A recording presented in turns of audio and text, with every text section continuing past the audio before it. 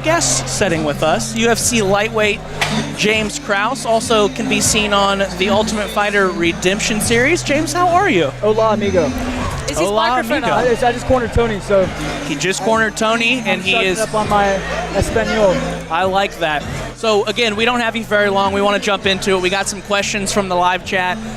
I first want to ask... Is his mic on? Let's double check that first. Is his mic on? Check can one, you guys two. hear James Krause? Check 1, 2. I can hear him, so we will assume that it is on. We had Tim on earlier, Tim Elliott. We asked him about his experience on TUF. What was your experience like on The Ultimate Fighter? I got everything that I wanted to get out of the show. I feel like that, I mean, ultimately, however you view that is what you're going to get out of it. I mean, it was definitely a life-changing experience because I feel like that on that show, it's a glorified prison, and I don't mean that in the sense of like a negative light, but I feel like you're on that show and you have a lot of free time. And you really get an opportunity to kind of, unobjectively look at different things in your life and decide what's important and what's not. Because for me anyway, I was able to see things that I thought were important that weren't.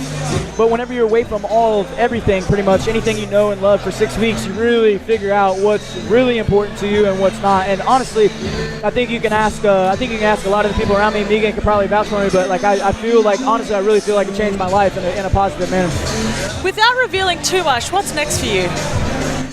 Yeah, I mean, it's hard to tell, you know. I can't really say that without giving anything up. But I mean, my first fight on the show is this coming Wednesday on Fox Sports 1 at 9 p.m. My fight with Johnny Nunez will be there. So my first guy missed weight, and then so I had to wait a little bit. But my first fight on the show is this coming Wednesday.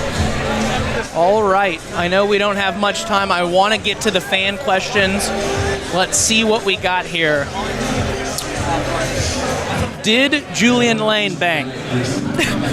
Hey, I'll tell you what, man. He was the guy. Like, if somebody would ask me, like, who do you think is somebody that you're not going to connect with on the show most out of anybody else there, he would have been the guy I picked. He was a really cool dude on the show. He was one of my favorite guys there, and honestly has made some really awesome improvements in his game, and he shows it on the show. I mean, he's good. He's gotten a lot better, and he's an athlete, great guy, hard hitter. He's got a great guillotine. Yeah, so I mean, he's solid. He's gotten a lot better. He's made a lot of improvements, and I think his fight on, I think his first fight on the show will silence a lot of those critics. What was your impression of Dwayne Ludwig? Did he try to sell you any peanut butter? No, I don't get that. I mean, I know the story behind it, but no, we didn't get a peanut butter sales pitch or anything like that. Great coach. His system behind everything, stand outside the shoulders and work on certain things is really good. I really enjoy it. He's done an awesome job with TJ getting him ready.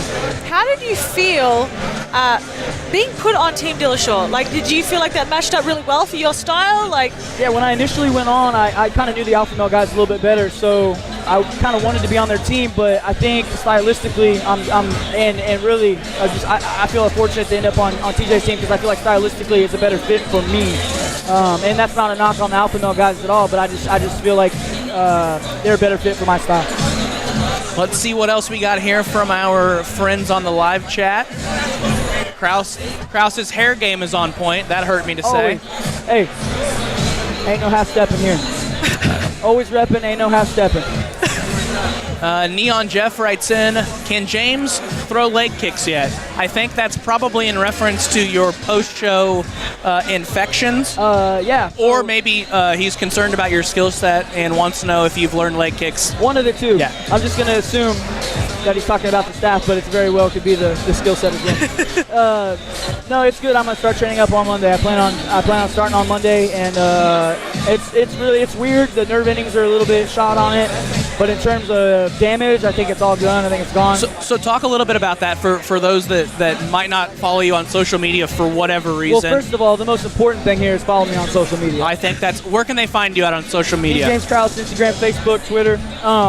But what you'll find a bunch of nasty pictures of stitches. Long story short, got a really bad staph infection. Had to have three surgeries, 22 stitches to get it all taken out. I was in the hospital for 11 days immediately following the show. So it was a process, and I think that was part of the life-changing experience as well. Added on the 6 weeks I was gone is It's a pretty crazy deal. How do you think your time in the house has changed you as a fighter? Not just like, I know you say it's changed you as a person, but how has it changed you with your fighting style? Like, I think that once again that unobjectivity really just to kind of remove yourself, and you just have nothing but time to think. So you just have a lot of time to process what you're learning, and I think it's changed me in terms of the fighting style. I think I have just I think I'm much more aggressive. I think I'm much more offensive. I'm offensive more deep. I think it just honestly, I think it changed everything. It changed my whole point. And if you guys, you know as well as anybody that it's really just changed my whole perspective on anything. And I don't think it's like one specific thing that it's changed, but I just have different viewpoints on what works in MMA and what doesn't, just because of my experience watching other fighters on the show, my own experiences, and yeah, I think it's just everything has changed really. Here's a great question. What weaknesses do you see in Cyborg James for Megan? Obviously, yeah, no, it's a great question. I think that the weight cut is always a concern. So I want to know what happens when somebody starts banging the body early, and somebody gets out of the first round. What's that look like? You know what I mean? What's it look like when the person standing across from her doesn't go away? What does that look like? And I get giddy about matchups like this because I enjoy solving these puzzles.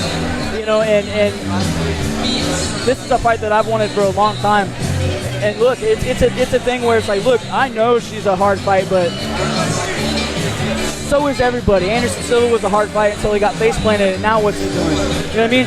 It's everybody is tough until one person decides that they just don't give a shit, and they're gonna walk forward, and they're gonna, you know what I mean? Like they don't respect that. They don't respect the hype. They respect that person's skill set, but we don't plan on fighting the name Chris Cyborg. We're gonna fight the actual physical being in front of us. And look, man, everybody can fall. It's just how the game works. Your time is only there for so long.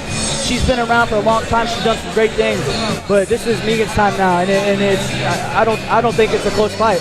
I see a stoppage inside of 2 rounds. I love it. That just fired me up. Featherweight's great again. Can you guys arm wrestle, please? That's coming in hot. I feel like that would be more embarrassing for James. From the live chat, they wanted to see you guys arm wrestle. The thing James, I lost a little muscle while I was in the hospital, so I'm trying to rebuild. All right, excuse machine. Last, I want to end with this. Kansas City Fighting Alliance, obviously you're very involved in it. This is your promotion. We were talking earlier on in the broadcast about how many fighters there are from all over the state of Missouri, almost specifically Springfield tonight.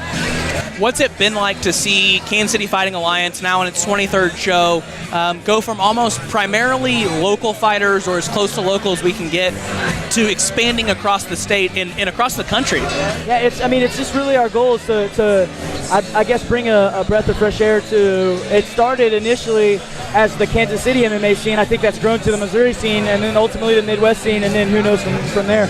But we just want to be the promotion that everybody wants to fight for. We're fair on both sides, and I mean, my team's not doing very good tonight. You know what I mean? Like, we're not doing great. And I want to challenge my guys. They're not going to get better if they don't, So don't come to me and tell me that you want to be in the UFC and then take easy fights. The goals and the actions aren't parallel. So I want my guys to have hard fights, and they are. They're getting tough fights.